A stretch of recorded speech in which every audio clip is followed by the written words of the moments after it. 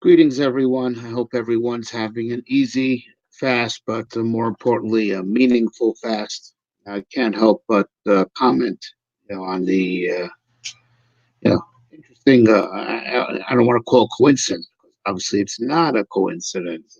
This is especially meaningful to me, at least, that I'd. There are two people I consider my Rebbe and Mufhakim, my two spiritual fathers.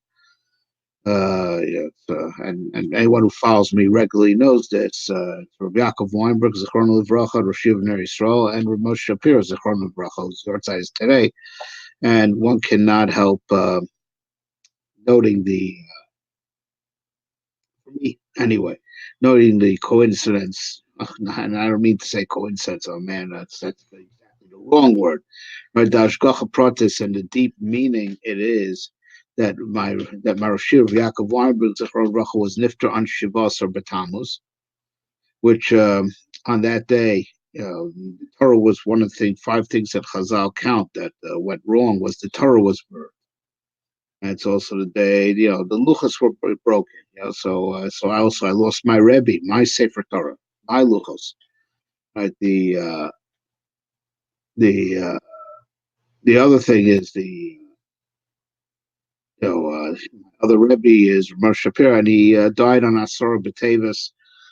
And so first of all, I'll never miss the Yahrtzeits of my Rabbeim, and until Mashiach comes, I'll be fasting on their Yahrtzeits, mamish like a parent, even more than most kids do for their parents. But their Yahrtzeit comes out on fast days, but more than that, on Asor B'Tevis also, from amongst the things that happen is that Ezra, it commemorates things that happen in course of 3 days. I'll put it all on the 10th of Tavis.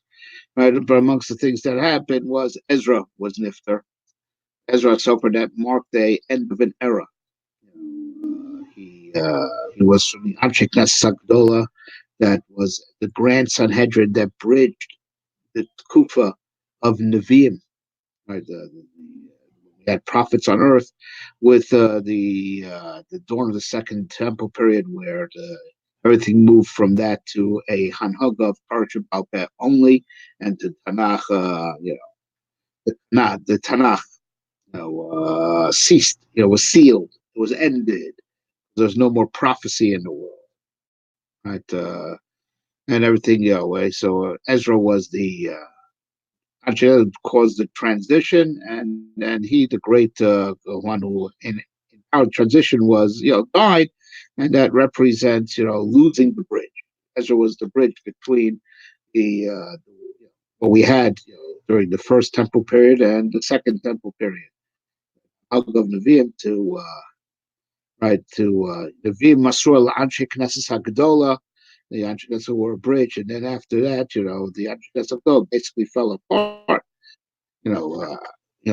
Just our way, way of Torah Shabbat Peh is from Shimon Tzadik Mishar. Just Shimon Tzadik was a remnant, right? But the Anshe Knesset Hagdola, that grand institution, that was the great link, between the Second Temple period and the Nevi'im. That great link broke. Also, Moshe, he was our great link to decode for us the Torah of the previous generations, the stuff that's very hard to decode, stuff that's very hard to understand, the stuff that many people would say our generation shouldn't even touch, and he wouldn't have it, and he was going to be that bridge, connect us to the Chavraya of the Baal Shem Tov, the Chabura Kadisha around the Ramachal, right? The Goyim, the Leshem, Maral, and above all, the Zohar and the Arizal, he was that bridge. He was that bridge. That these things that many people in our direction think we have no. If the previous generation were able to touch it, we shouldn't touch it. He wouldn't have that. He wanted to give us whatever the maximum extent he could, give us a connection, and we spoke about that in our presentation last night. That is surely, available on this channel, it's archived. Seek it out. but then yeah, but then another thing that happened on Asar B'Tevis was that the Torah was translated into Greek, which we know was a big tragedy because with that the Torah went to the wrong place. They went to the Goyim, and that Targum Shivim was the basis of Christianity and Islam subsequently. That was the big break where the Torah Shebechsav, now is now can be accessed and misused, by the other religions, and that story happened before Hanukkah. It's not a coincidence that to change 13 things, otherwise they would have misused it even more, right? But those 13 compromises that they had to make to do damage control is beside the 13 breaches the Assyrian Greeks of the next generation, or two, broke into the base of English. We had to change 13 things for the Torah went out to them, right? And and you know, and the Torah went out to them. That gave them the power to penetrate in, and 13 parallel to the 13. And I am I'm totally exhausted, and so I'm not going to give a whole mimer on this right now. You can find stuff on Asar B'Tevis on my website, evanshasia.com, and you can go there. Everyone we came here to share memories. Yeah, but regarding this, this is an important point, bringing up the issue of the Targum HaShivim, is that there's a difference between being a bridge, a living bridge, and being a translator, right? Right. Now, in proper Hebrew, right, you'll find that the original translations were called, aside from Targum, right? But Targum is something very special. Targum is not a regular, Targum as an unculus, right? Because I'll say the basic rudiments of it came from Sinai and were passed on to Rabbi Yeshua. That is a big difference. Right? And listen carefully to what I'm saying, because I'm giving over the crux of something that Moshe told us over and over and over again, right? That he was against the translation industry, the big translation industry, make things easy. And what brings this out, even though he didn't say this knech, but this knech is a sum total of many shiurim, many, for lack of a better word, rants that he went on. That Ibn T-Bone, great translator, is referred to as Aviha Ma'atikim.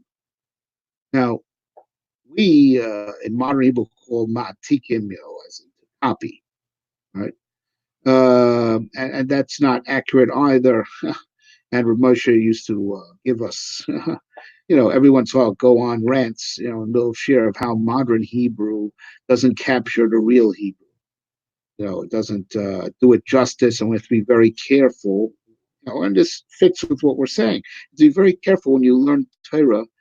You read the psukim with modern Hebrew in the head, because you could miss them. You could actually end up saying the opposite of what the pasuk really means, because you understand that modern Hebrew was constructed by Ben Yehuda and then afterwards by the academies that run in Israel that determine that, and it may not be faithful to the original biblical Hebrew, and you could be learning wrong pshat if you're learning in his words. Torah in ha'ivrit shel ha'iton. You learn Torah with the Hebrew of the newspaper. You can be totally off, and he used to warn us about that. So now, but even a good translator like Ibn Tibon, so again, it's referred to ma'atikim. The word latik literally means to move, to shift. He shifted from there towards the mountain, right? Right? Because when you translate it, you're detaching it, you're moving it, one language to another, and as the saying goes, a lot can get lost in translation. It's a movement, it's a shift. And to the extent that, and the shift could be a real serious detachment. Right? So now Ibn Tibon was a great man, and we believe that as much as he moved it from the Rambam and the Kuzri. There was a family in the translating business. We believe they did the best job possible because they were very big people, living in the era of the Rishonim. So it's a ha'ataka, but it is a movement.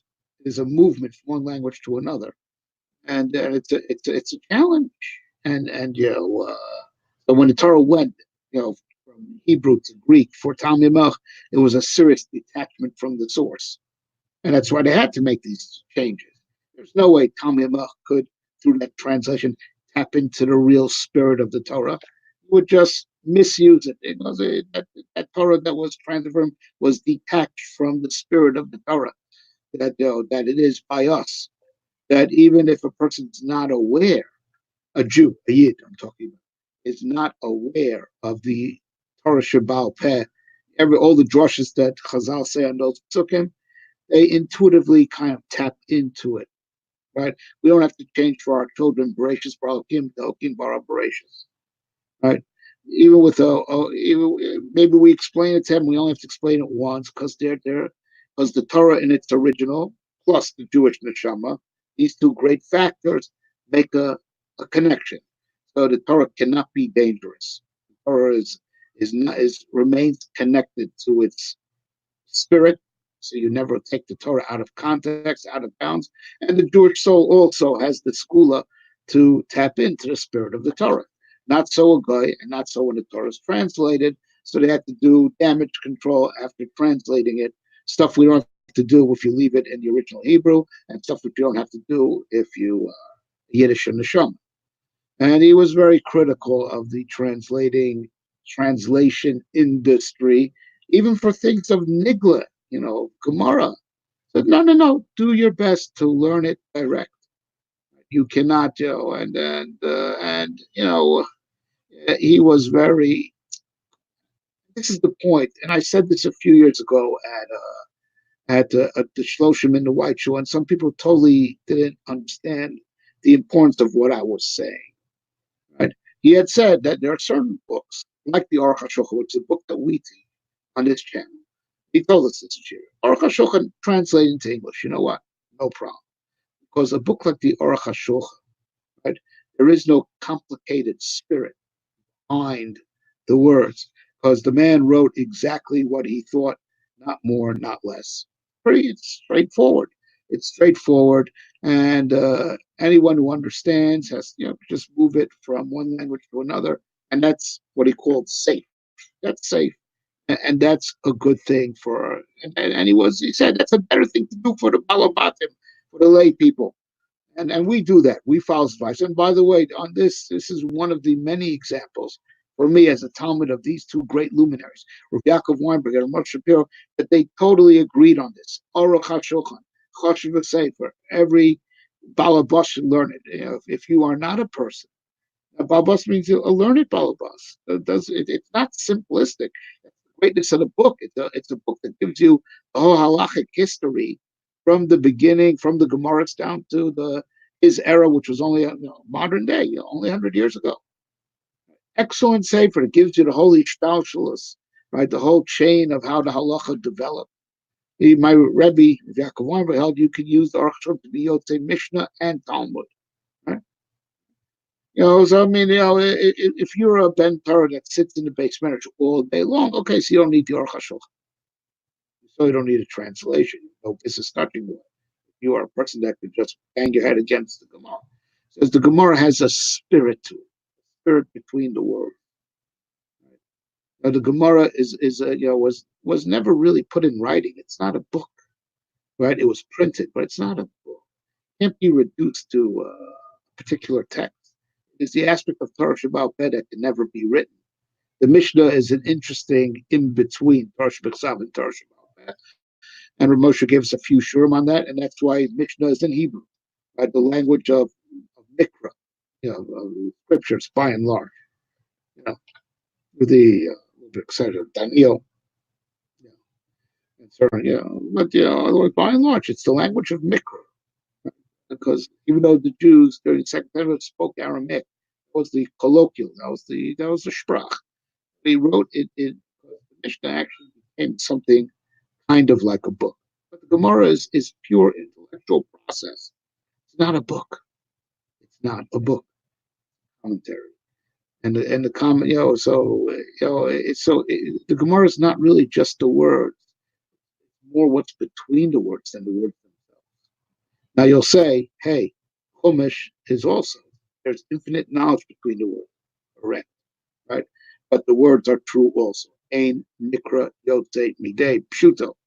The words themselves have their own bona fide significance, aside the fact that they're attached to infinite wisdom behind them and between them. Right? The Gemara is not the words. The Gemara is the pure intellectual process. Right? And when you move it into another language, there's a danger that you're learning the words, and the Gemara is not the words. The Gemara is the thought, the pure thought. All right, okay, I don't want to get into this. So, some people may disagree. You said, the Gemara is not saying it should be translated, right? So, and that's the point. That's the point. Moshe did not for us translate these books. A lot of people are afraid to touch. Right? He didn't translate them. He didn't act like a dictionary. He was a he connected us to their spirit.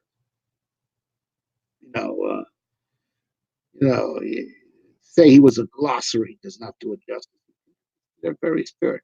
He was, a translation is a shift, is a hot, move it over. And a lot could get lost in that translation. He was not a translator. He was a bridge. Right? And now I understand something that as I'm talking, and Ashewin, are you listening? Right? As I'm talking, a story that didn't happen with me, but happened with a good friend of mine, Ashewin, makes sense. We had commented to Rabbi Shapira that Rav Hutner, who Rav Moshe had also received a lot from, Rav Hutner translated the Rabbeinu Hillel on the Safra, right? From a form of Greek into Hebrew, into rabbinical Hebrew that we use. Yeah, so, and Rav Moshe said Rav Hutner loya translated. Rav Hutner was not a translator. Wait a minute, don't talk about Rav Hutner. Which you would think, what do you mean? It's amazing Rav Hutner taught himself Greek, the type of Greek that was written and translated. Right? And I'll tell you, and as I'm speaking, I understand exactly what Rav Moshe was saying to Heshi, which is the message that Rav Moshe is giving us. Translator just moves the words to a different language, and the spirit can get lost in the translation. There wasn't a translator, so if he moved it from, if he converted it from Greek into Lashon HaKodesh, right? You could be sure the spirit was there. It was an act of bridging, not an act of translating. We'll leave it at that. If you disagree, you disagree.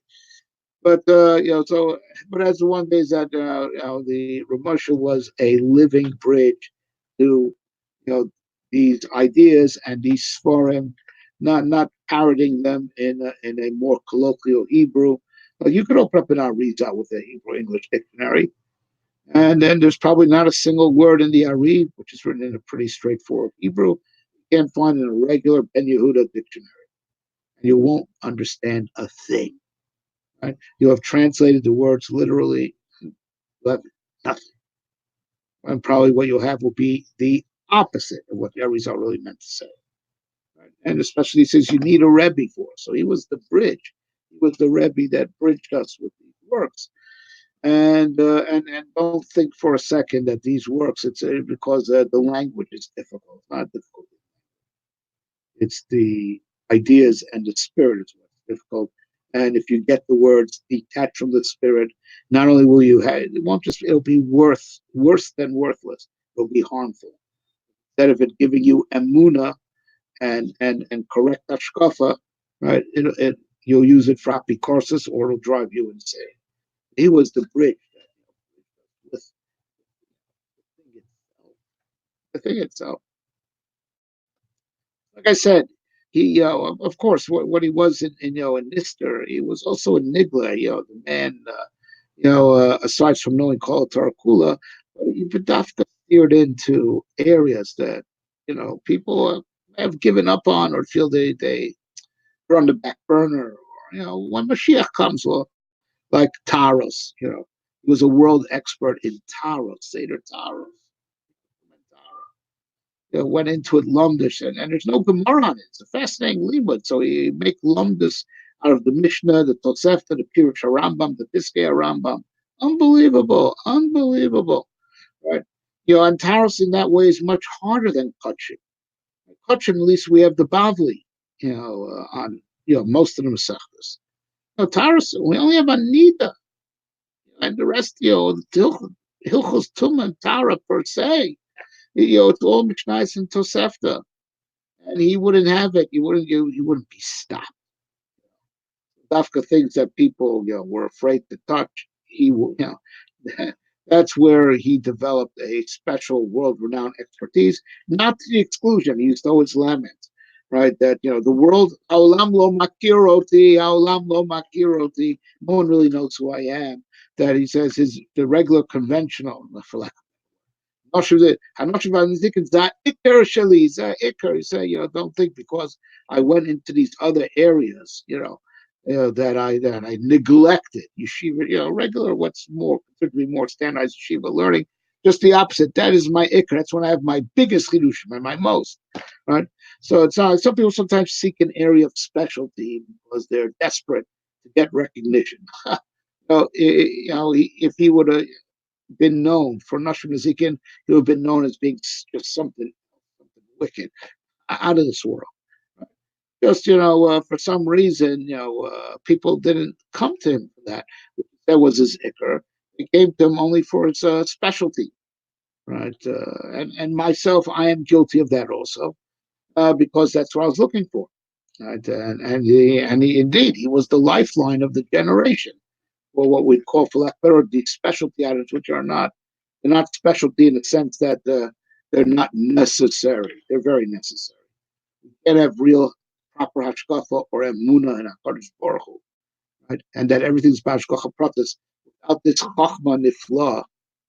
That's called, Kabbalah, but which, has, the Svarim that he was very expert in, like, the Ramchal, took this, chachma nifla and worked it over to make it a full encompassing philosophy and Weltanschauung, worldview, whole philosophy of understanding how life, life, universe, and everything works. Right? How everything's bashkocha, what the message is. The Ramchal, the Leshem. That the marvelous work that they did with this Chachma Nifla, further, expanding it and decoding it, and he connected us all to that. And you need that to have emuna shlema, right? And hashkafa nachona, and to have a real relationship with God, not an imaginary one. And as a rule, he was not going to accept mediocrity.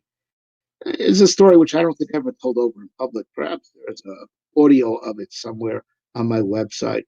But here goes. I wanted to say this at the Shloshim in the White Jewel, and people advised me not. It's too harsh, too hard. Right? But I think it's about time we diss the political correctness, the disease of the day, and say the harsh things that need to be said. Right? So maybe that way there will be hope. Because if you don't have the conversation, if you can't even have the conversation, then there's no hope. Right? So that's, let this be a pushback in the name of all that's decent. Right? He once walked into Shir, and he was visibly distraught. Don't know exactly. And he told us a story that happened that week. You know, he was still hanging around Or Sameach at the time. this was one of the, sometimes he was in Or Sameach, sometimes he was out and went back to Or Sameach. He was in and out of Or Sameach as he, you know. But anyway, without getting into how he was seems to have able to start his employment, terminate his employment, restart it. He had his, but this was a time when he was involved with Orson, and he said it was a wonderful bacher from Russia that had been there for quite a while and made excellent progress. Excellent. He was a very sharp student, very, very, you know, he got it quick, picked it up quick. And he says that this student approached him. I'm going to say this in Ivrit. The Ivrit is pretty straightforward. No one should have a problem understanding. אז ניגש אליי הבחור, שאלתי, הרב, יש לי שאלה. Rabbi, I have a question. אמרתי לו, בני שאל, my son asked, אבל הרב לא נעים לי, I'm just very uncomfortable. I don't want to talk about it. It's so uncomfortable for me to raise this issue. אל תדאג, אתה יכול לשאול אותי מה שבא לך. Don't worry, you could ask me. תשאל. הרב, זה באמת נכון? שהתורה זה אור גדול? Rabbi, is it really true that the Torah is this great light? As אמרתי לו, I told him, כן. אז למה כולם פה אידיוטים? So he asked me, why is everyone, so if that's true, why is everyone who's learning Torah such an idiot? And Rav Moshe said, Lo yadati ma la'anot lo, be'emet, lama kulam idiotim. Now, look, this may sound harsh, this, to our wimpy, woke culture, but that story is so key, because he hated mediocrity. He didn't want to hear, hey, this is not for our generation. He didn't want to hear that, can't expect this from our door. Right? That's part of his rejection of the translation industry. Right? He said, well, look, it's a weak generation. He wouldn't have that. He would not, he did not, it burned in his bones that Am Yisrael was called an Am Chacham V'Navam should be so mediocre, mediocre people. A bunch of fressers and consumers, and Judaism will be another type of entertainment or consumption. He couldn't suffer that. He hated that. Right? And he believed it's possible, as we spoke last night, as long as the Jewish people are alive, you're alive, you shtayg. You're alive, you shtayg.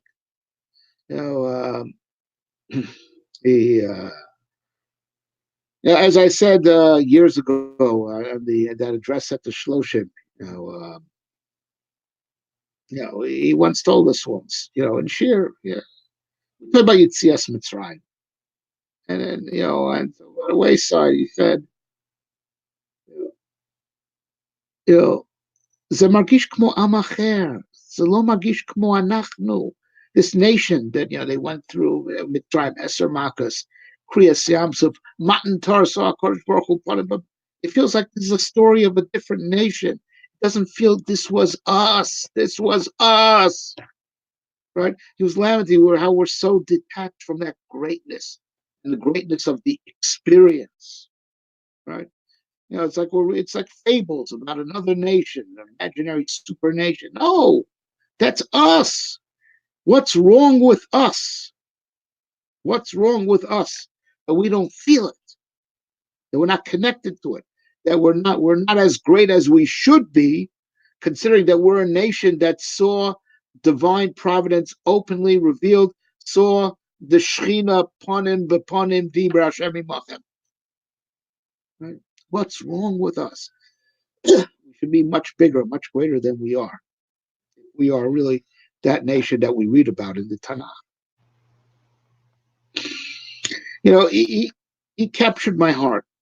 The first time I met him, I made him my Rebbe from the first time I met him. In a real, first time I met him was a real serious encounter of over 2 hours. Met him in Flatbush. He had just finished the summer at Camp Silver Lake, and I Makir Tov Adayom Torah Beryl Gershenfeld, Beryl Shlita, were making the introduction. So I came to see him. It was still the summer Ben Asmanim, and he really captured my soul that time, and he really changed my life in that 2 hour encounter. But at the end of that encounter, which was transformative for me, every moment was transformative. So it was a 2 hour encounter at least. It would take at least 2 hours to tell it over, also. But one thing that it ended off with that set the tone for our relationship, right, our interaction, is that I ended off saying, Harav Nenetimod, Rabbi, I enjoyed this so much. So Neneta, you enjoyed. Mani prachim, what am I? A bunch of flowers? Ani lo rotze prachim, ani rotze perot. I ain't flowers, and I don't want from you flowers. I want fruit. I want a product.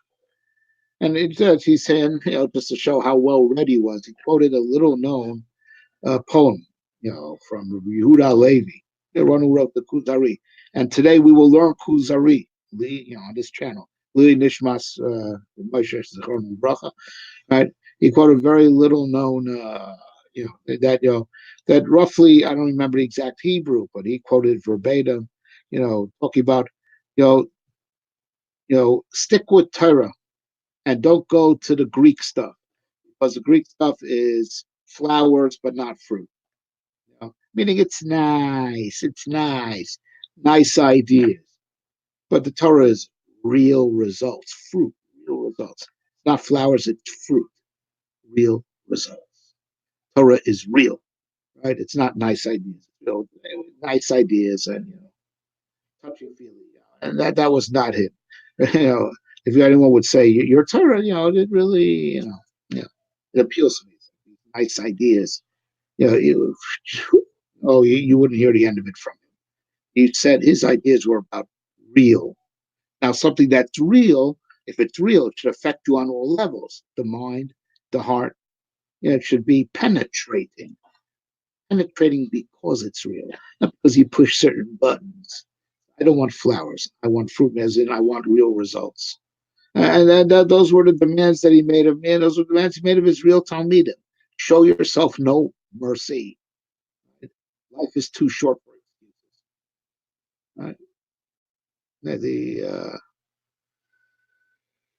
And that set the tone, and shortly thereafter, I was not Zocha. It took another 2 years, and we remained in correspondence. It took another 2 years till he would allow me to come learn by him.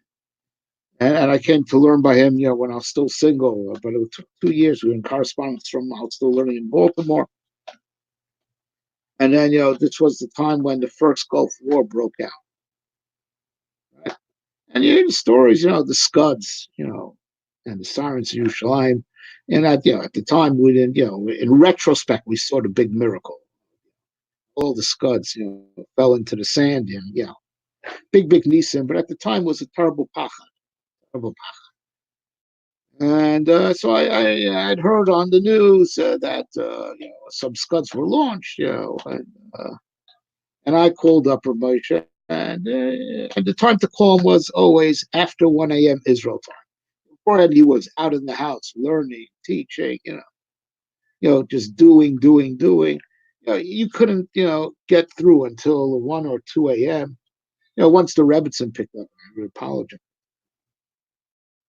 You can call any time. If he doesn't want to talk, you just want to answer the phone. Like no issues of disturbing sleep. Amazing. And so, you couldn't get through before 1 a.m. Israel time. I'm fine. So I remember this almost like yesterday. It's like I remember it was at 5. It was after somewhere between. It was close to 6 p.m. Baltimore time when I was thereabouts. And then that's what it's between 5 and 6. It's actually on the earlier side, and he actually picked up. He had been home before shortly after midnight. That was early. Shortly, it was before 1 a.m. Israel time, and he picked up and I said, "Yeah." We started talking around Yochanan. He asked me how I'm doing. I said, "Harav, ani doeg, l'Rav. I'm worried about the rabbi because it says, Ata al tidnagli. You don't worry about me. Worry about yourself and make sure you do somebody and become something." It's not the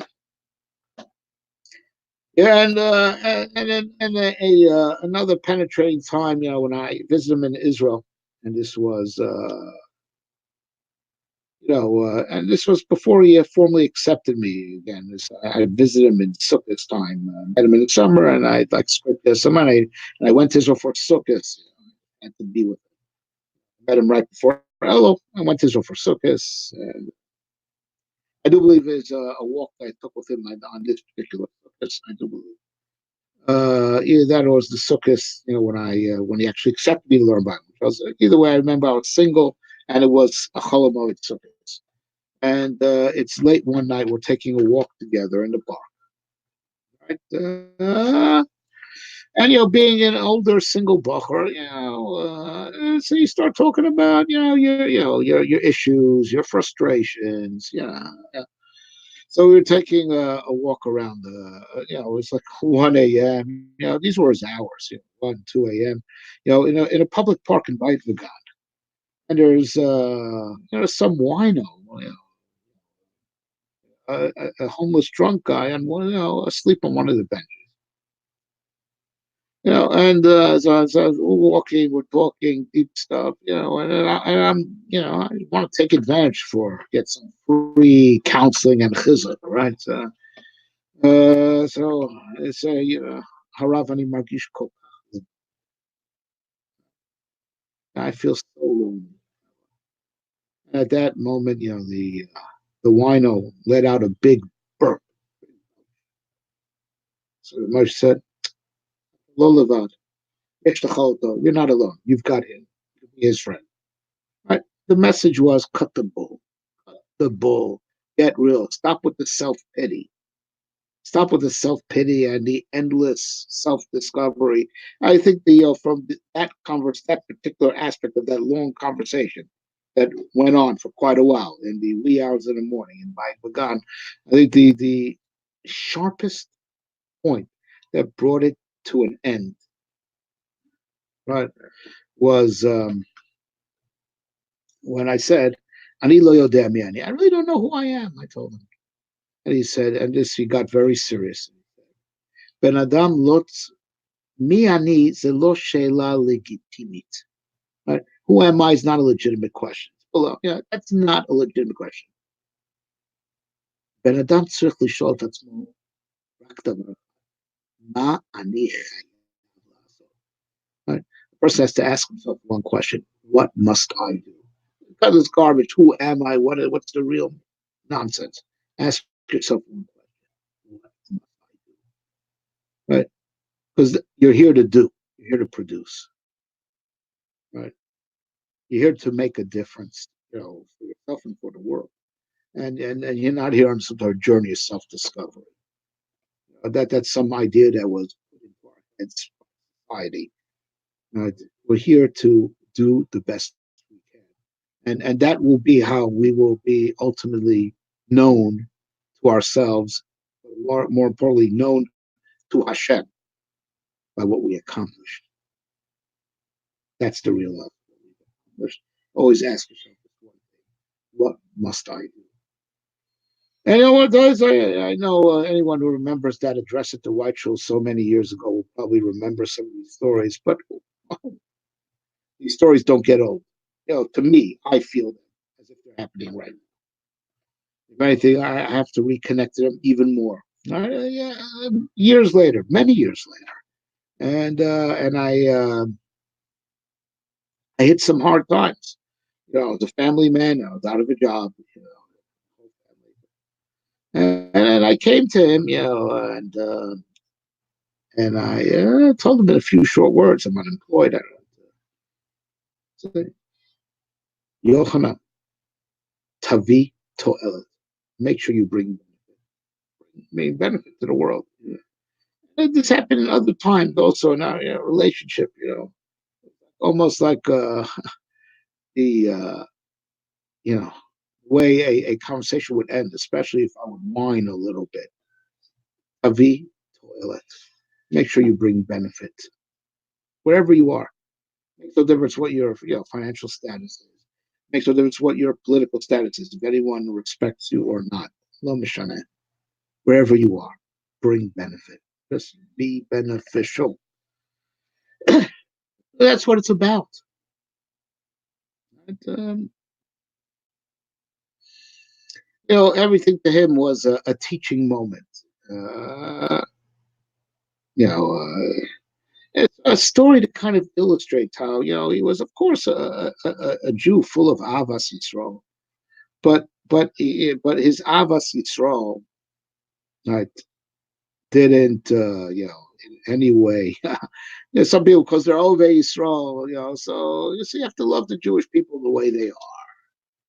You got to love me the way I am, and which that's not a Jewish approach. It's always you have to, yes, you have to love. Period. Not love, comma, and always demand from yourself and from your talmidim or children, anyone who's under your jurisdiction, improvement, particularly yourself. Right? Love unconditionally, unconditionally, right? But demand improvement. Right? So, I mean, a story that I think illustrates it so well. There was an interesting story that, my eldest, who I was privileged, and I have to find a picture and post it here. Later today, my Moshe, was at my wedding. I got married in Israel, and I posted a picture of him reading the Ksuv at my wedding. Fortunately, I had this host that both my spiritual fathers were at my wedding, so I had to give my Rashiva a Siddur Kiddushin, and Moshe Greza Ksuva. And but anyway, he was very, he kept the kesher, particularly with my firstborn. After that, my family expanded, things became too busy, hectic. My firstborn, he came to the bris, and he gave the Kriyas Hashem. He gave the name of the Sandik was my father. My father should live and be well. So Sandik goes out to the grandfather. So, um, and interestingly enough, this boy wound up going to Tifra, flagship of Israeli yeshivas, Israeli literature, which Moshe was involved in setting up all those years ago. So, I mean, I believe, way before my son's time, way before. And when my son came to Moshe, he learns in Tifrach, Moshe was very happy with that. But anyways, some stories happen. Some have some cute encounters between my son as a very little boy. And Moshe, but the one thing that I want to share with you that fits the spirit of what I want, of the aspect of him I want to share with you. It was I came to visit him on a Cholamoid, and my son was not even a toddler, barely a year old, not even a year old. And Ramosh was so happy to see him, and when he had an open, when he obviously anyone that people used to just wait to get into him. So if there's any an opportunity where he'd open the door, people would start. So it's full of chashva, tamidei chachamim, Yungalat, filled the room, and I'm there with my baby on lap. I kind of was hoping I'd catch him like kind of alone. I didn't realize it's full of rabbis there, talking and learning, and I was sort of, a little bit embarrassed. I have a kid on my lap, and Ramosha, no, he like almost he diverted his attention away from all the rabbis around him, and there were some really hushful people there, but they turned, and they started just, kind of playing with my kid, asking, what should I, what was it, I said, he gave him a peeled apple. So he sent a message to the Rebbe, said, bring out, and it's in front of big Talmidei Chachamim. I'm sitting there, and and he's giving attention to this kid, who's not even a year old. Uh, and he was watching the kid and my son, a hyperactive kid, even at that age, was not behaving, making noises. He couldn't speak. He was making all types of noises. And then he reached and he put a nut in his mouth. Right? That's dangerous. He didn't have his teeth yet.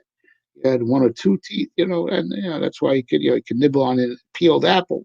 So he said, "Oh, Ailu," he said, "Nikra, Gemara, Thror Zorko, and goes Vinotlo." It's one of for a measure of intelligence of a kid. Well, of course, it's talking about a kid much older than my son. He knows to distinguish. A rock he throws away, but a nut he would take. It goes Vinotlo, and then he also did a interesting thing that I never saw him do ever again. He felt my son's scalp, and then he found a certain indentation. Those bumps. Ubal Kisher. Interesting. And I never quizzed him about what he was doing. It's like probing the head, and he found a little. And Baruch Shem, this son is our big nachas, not the exception of our other children. Big Ilui was learned with the Rosh Yeshiva of Tifrach, the Chabrutza, and then now he's learning in Bailo. Baruch Shem. But anyways, the main point of the story I want to take is that obviously you see that he was a loving grandfather type. But here's the point: the story brings out the you know. So at one point before it ended with his Moshe filling out my kid's scalp, Weber, and determining that he has the simon of a Baal Kisher. That's how it ended, right? But in the middle, while all these Talmid Chacham are around, and he's juggling, he's like looking at my son, and he's answering everyone's questions, and that for Moshe was not a huge mental challenge. The big genius day was he could answer people's Lumdashar Hashkafa questions while giving attention to my kid who was not taxing on his massive mind, to say the least. This was an easy way of multitasking for him. Right? But then my son really started misbehaving. Aside from taking the stuff and sticking in his mouth, which we had to quickly wrest it out, creating a little bit of panic around the table. He was belching and making all types of noises that were disruptive. And then check out these pictures. Right. And then Ramosha said to everyone, and with this will end because I have to run and pick up a carpool, but there'll be more sessions this afternoon. This afternoon is all, whatever goes online is the Zecher Nishmas Mori Rabbi, Rav Moshe ben Rav Yitzchak Meir. So subscribe to the channel so you'll get notifications. Okay? But the point, sorry, I'm digressing. All right, but the point is like this: my son's being really disruptive, belching, making gaga goo goo noises, and like creating a little bit of panic, sticking nuts, which he was dangerous for him in his mouth. And then the people around the table are getting a little bit annoyed. They'd come here to talk and learning, and I'm sitting there with my kid, and Moshe says, "Ech, shanachtu mistaklim alav." Right? You guys are, the way you're looking at him is the way they're looking at us from heaven. Like you're disappointed. What's this stupid kid doing? That's how heaven looks at us. Right? What are these, what's Klal Yisrael? Babbling, not doing anything constructive. Right? There's a difference. Right? At least that kid is cute. At least that kid is cute. That's what I say. So that story just brings it out. Here he could be loving and a grandfather type, but never like lose sight of the demands for excellence. Right? At least a kid who's less than 1 year old, he has an excuse and he's cute. Why he's not a great person yet? You guys, what's your excuse? You're not even cute. Right? But look, the main point is we have to own up. We gotta own up. We and he's gone, and that's a severe handicap for me and for the generation. But as he himself taught us, and we spoke about this last night, please refer to last night's presentation. The Torah's Morasha Kilas Yaakov. Every great man's accomplishment, the Torah that he learns, he doesn't take with him to heaven. I mean, he gets the merit with, and his Divrei Torah protect him. Those Divrei Torah go inheritance to the Jewish people. So he is Torah Tziva Lanu of Moshe Shapira, and he's nifter, but his Torah is Morosha Kilas Yaakov. Joshua should help give strength to all the Talmidim to be mamshich and continue, to be Marbitz Torah and to be Megala and to bridge to the Divrei Elokim Chaim, that which was his life's mission, to bridge Divrei Elokim Chaim with all Jews from all walks of life. He always, for every person came in contact with him, he was a bridge to Divrei Elokim Chaim.